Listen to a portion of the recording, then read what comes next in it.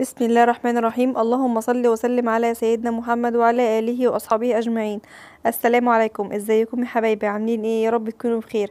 النهارده بقى هنعمل وجبه النهارده اقتصاديه جدا من بواقي اللي كان موجود اكل كله في التلاجة. ده كان بواقي طبيخ عندي يا جماعه في التلاجة، كله طلعته النهارده وعملنا منه وجبه النهارده حلوه قوي، وكمان ضحكنا عليهم وفهمناهم ان الاكل دوت احنا لسه عاملينه دلوقتي حالا. طبعا زودنا حاجات بسيطة بس مش كتير. يلا بس خلال الفيديو ان شاء الله باذن الله هنعرف كل التفاصيل. هنا كانت معايا ميه سخنه كده على النار، حطيت فيها ورق لورو وحطيت حبهان وبصل وجزر، حطيتهم كده على النار وسبتهم يغلوا كده مع الفراخ. طبعا سلقت فيهم الفراخ تمام. وهنا كان معايا ده ربع كيلو من الفريك البلدي. انا هاخد منه بس كميه، انا بعد ما فضيته كله رجعت تاني خدت منه حبه لاني نسيت ان انا ما بعملش كميه كلها مع بعضيها. يعني انا مثلا بالنسبه لي عشان احنا اسره صغيره فبعمل قد مثلا يعني نص الكميه دي بالظبط. انا كده كنت خلاص نقصته. طبعا اهم حاجه في الفريك يا جماعه ان انت لازم بتنقيه كويس اولا، وبتغسليه ثانيا كويس جدا فوق ما تتخيلي. يعني بصي، افركيه كده بايدك اثناء ما الميه جاريه كده، علشان طبعا بيبقى كله تراب، ولو انت مهما غسلتيه ولو انت ما غسلتهمش كويس بتحس انه بيبقى فيه زي حبيبات تراب كده. فطبعا لازم يتغسل ويتنقع قبل التسويه فتره معينه عشان معاكي ما يحببش كده معاكي وتحس ان فيه زي رمله كده في اثناء ما بتاكلي.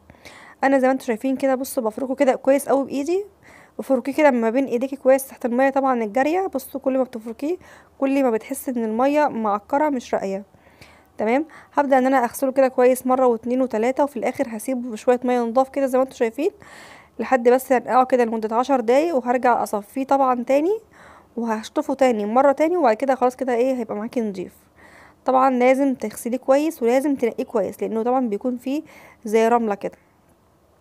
هجيب بقى معايا هنا حله كده صغيره على قد الكميه اللي معايا، هحط فيها الفريك معايا وهزوده شويه ميه صغيرين، يعني مثلا قد نص مثلا الحله كده ميه. تمام.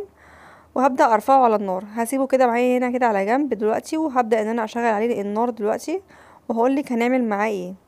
هنا خلاص الفراخ بتستوي معايا هنا على النار زي ما انتم شايفين كده بتغلي اهي على النار. طبعا عايزه اقولك ان طاجن الفريك ده يا جماعه بيبقى تحفه بجد، طعمه خرافي. انت ممكن تسيبي كل الاكل اللي موجود بس وتاكليه منه هو فقط يعني من حلاوته. انا حطيت كده هنا مكعب مرقه عليه وهسيبه بقى كده يغلي مع نفسه شويه من غير ما احط له اي اضافات تانية دلوقتي حاليا. تمام. هنا كده الفراخ معايا كده خلاص كانت داخله على تسويه. هبدا بقى ان انا احيقها بقى احط لها ملح. طبعا ما تستغربيش من كميه الملح اللي انا بحطها دي كلها لان المعلقه بتاعت البطرمان ده صغيره جدا. فانا مثلا يعني بمقام 3 معالق صغيرين كده، هي معلقه كبيره يعني مش كتير حطيت ولا حاجه. واحط شويه كمان فلفل اسود كده، بحب احط فلفل اسود بعد التسويه عشان ما يغمقش معايا الشوربه وكمان يديكي طعم حلو في الاخر، يفضل ثابت معاكي اثناء التسويه. طبعا دي خطوه مهمه جدا ان في توابل انت بتحطيها في الاخر. هنا خلاص كده بعد ما الفريك كده دخل على تسويه يعني استوى بنسبه 75%، هبدا احطه كده حبه صلصه زي ما انتم شايفين كده. طبعا دي صلصه مسبكه، ولو انت عايزه تضربي مثلا قوطه في الخلاط وترجعي تضيفيهم مفيش اي مشكله. هبدا بقى ان انا ازودها كده شويه كبشه كده كبشتين كده 3 من شوربه الفراخ اللي معايا دي. الشوربه دي يا جماعه كانت دسمه جدا طبعا بفضل التوابل اللي احنا حطيناها، وطبعا ان احنا غسلناها كويس جدا فما شاء الله بقت يعني الشوربه راقيه خالص يعني. تمام. هبدا بقى كده خلاص الفراخ كده كانت استوت معايا، هبدا بقى ان انا ارفعها من على النار. بصوا ما شاء الله اللهم بارك، شكلها كان حلو قوي وكمان استوت. بحب اسويها بنسبه 75% بس على النار، لاني بكمل تسويتها بعد كده في الفرن. طبعا بتديني طعم احلى، وهوديكي دلوقتي في حته تانية خالص بمكون هنضيفه للفراخ هيوديه في حته تانية خالص. كده خلاص الشوربه هقفل عليها دلوقتي، انا مش محتاجاها في حاجه دلوقتي خالص. بص بس انا بوريكي ان الشوربه اللهم بارك شكلها جميل جدا، طبعا بفضل البهارات والخضار اللي احنا حطيناه فيها. وادي كده الفريك بيجي معايا على النار. هسيبه بقى كده اغطي عليه خالص النار لما تحسي كده ان هو يعني بيغلي. بتسيبيه بقى خالص، ما بتعليش عليه النار، بتهدي عليه النار وتسيبيه.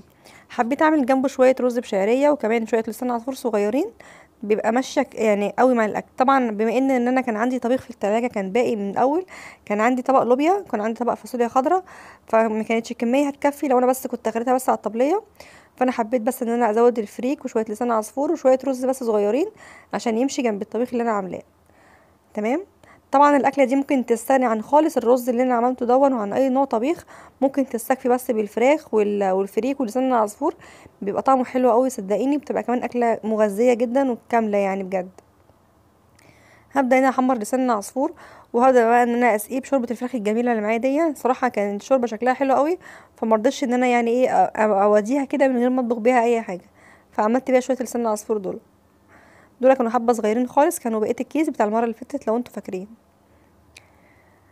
بس كده خلاص كده انا كده كنت هسيبه بقى يغلي كده غلوه واحده بس على النار. زي ما اتفقنا لسان العصفور يا بنات بيتغلي غلوه واحده بس على النار، وبترجعي تدفع عليه، ما بتزوديش عنه كده. وبعد كده لما بتيجي تسخنيه هو بتلاقيه استوى خالص مع نفسه. وزي ما اتفقنا في الفيديو اللي فات ان انا بحب احط عليها كبشه كده من الطماطم. بس كده انا هسيبه يغلي شويه وخلاص كده بقى الاكل كده معايا يعتبر ان هو جاهز بالنسبه للاكل اللي هو الطبيخ اللي على النار هقفل بقى اليوم كده الحلل بتاعتهم، وهرجع بقى اشوف كده الفريك معايا مش محتاج اي حاجه، والرز لسه ما اتشربش. هبدا بقى هنا معايا شويه صلصه. الصلصه دي يا جماعه حطيت عليها توابل، وحطيت عليها توابل فراخ كمان، وحطيت عليها شويه زيت صغيرين جدا مش كتير. هبدا ان انا كده بالفرشه هبدا ان انا ايه ادهن بيه الفراخ كلها. عايزه اوريكي بس شكلها لما تطلع من الفرن دلوقتي بيبقى شكلها كانك شويها، محدش هيعرف ان هي كانت مسلوقه وانت شويتيها بعد كده في الفرن. هحط بقى المكون السحري بقى اللي بيخلي الفراخ دي بصوا تضرب كده في العلالي يعني. هحط شويه فلفل اسود، وكمان هجيب معلقه كبيره من الليا. كنت هحط زيت، لا مش هتحطي زيت طبعا، ممكن تحطي ده ممكن تحطي ده. انا حطيت هنا معلقه ليا ضاني يا جماعه. دي الليا الضاني عايزه اقولك بتودي الفراخ في حته تانية خالص. جربي كده تحطي لو انت عندك ليا ضاني، تحطي بس معلقه كده يعني. بصي هي المعلقه بس اللي انا طلعتها دي، هي دي بس المعلقه اللي انا استخدمتها، ما كترتش دهون ولا حاجه. ودخليها بقى كده في الفرن. هنا بقى معايا الفريك كان خلاص استوى، حطيت له كده طشه بصلايه كده بشويه زيت عليه. هتسيبي بقى كده البصلايه في الفريك كده يغلوا بس غلوه واحده بس فقط، وخلاص كده هي كده خلاص كده بيبقى جاهز معاكي للاكل. طعمه بيبقى خرافي يا جماعه. ممكن تحطيه في طاجن وتدخليه الفرن، وممكن تاكليه كده زي ما هو. من حلاوته بجد هتدعيلي يعني، بجد طعمه بيبقى جميل جدا. وكده خلاص الاكل بقى كله معايا جاهز كده. لسان العصفور خلاص انا طفيت عليه. بص اللهم بارك، ما عملش نشويات كده على الوش، بالعكس كان شكله حلو قوي. ورز كمان كده خلاص كان استوى معايا، اللهم بارك. كان بصوا مفلفل ازاي وحلو. ودي كانت الاكله كده بتاعت النهارده. انا كده خلاص كده خلصت الاكل دلوقتي، وهبدا بقى ان انا اغرف الاكل واوريكي بقى شكله النهائي. ده بصوا شكل الفراخ بقى بعد ما طلعت من الفرن، اللهم بارك شكلها جميل جدا. والفريك اهو جميل وسن عصفور، وطبعا بقى حبه بقى كده ليمون وزيتون مخللين. ادي طبق اللوبيا اللي كان موجود بس عندي، وطبق الفاصوليا الخضراء كان فيه حتتين لحمه باقيين من الاول. وبس كده دي كان غدانا النهارده، وده كان اكلنا النهارده. والله بتمنى يكون الفيديو عجبكم، وبحبكم في الله، والسلام عليكم ورحمه الله.